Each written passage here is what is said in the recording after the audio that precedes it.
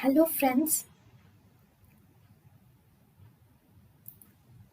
Welcome to Creative Medicine. In this lecture, we will learn about Muscles supporting the uterus. The muscles supporting the uterus are divided into mainly is actually levator ani. Levator ani is the main support of the uterus.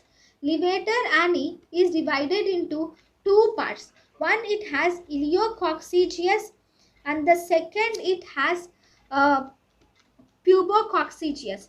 Pubococcygeus forms the pelvic diaphragm and it is the main part of levator ani. So both these will support the uterus.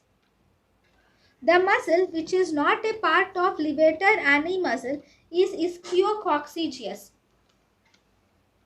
Then, if you were asked what is the muscle which is not in the midline or which muscle is not attached to the perineal body or which muscle does not support the uterus, that is ischiocavernous muscle is not in the midline, it is not attached to the perineal body, it does not support the uterus, it is not a part of levator ani.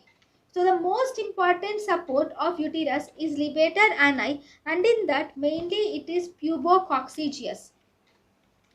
Urogenital diaphragm. Urogenital diaphragm contains the superficial fascia of the urogenital diaphragm and inferior fascia of urogenital diaphragm which forms the perineal muscle. Urogenital diaphragm contains the deep transverse perineal muscle. Okay, it is also important. Now, the other muscles which are supporting the uterus include bulbospongiosus muscle. Obviously, levator ani is supporting the uterus.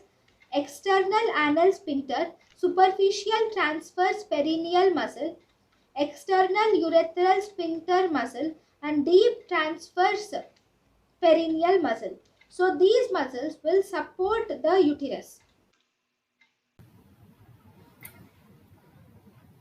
thank you and thank you for watching.